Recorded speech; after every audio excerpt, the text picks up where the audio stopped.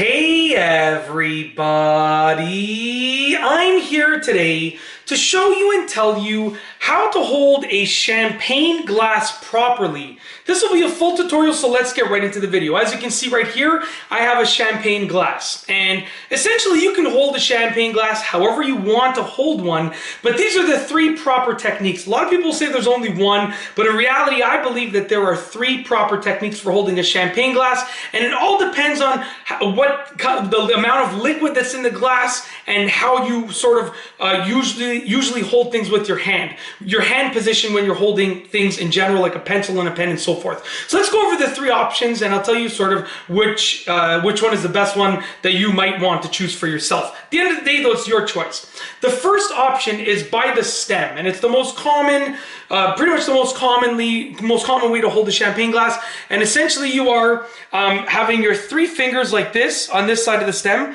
and then your thumb and your pinky on this side of the stem. And you're holding it by the stem. A lot of people hold it on the bottom, on the top, somewhere like that on the stem, but you're basically only holding the stem itself. So that's the first way to hold a champagne glass properly. Now the second way is if you move a little bit further up over here.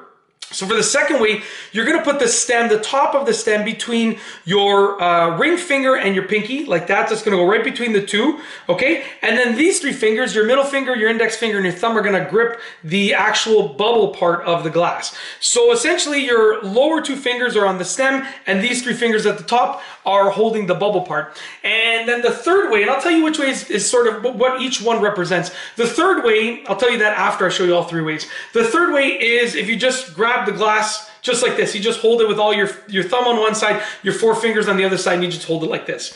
Now, essentially, the first way is the most elegant way to hold a glass. So the first way is like the most elegant way to hold a champagne glass. It looks sort of the nicest, but you also have the least control over the glass because all of the weight is up here and you're holding it down here with this small little stem, right? So you have the least control over it, okay? So that's your choice if you want to do that. The second way is how I hold my champagne glass, which is basically, like I said, you got these two fingers on the stem and then these three fingers on the bubble, like that. And it gives you a bit more control, but it still looks elegant.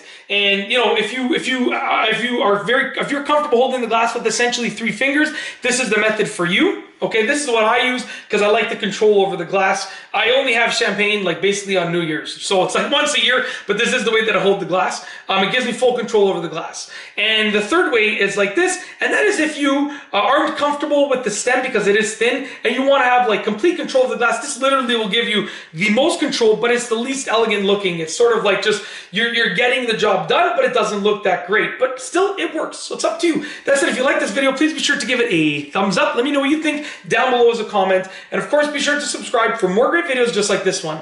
And that's all I have for you today. Thanks for watching.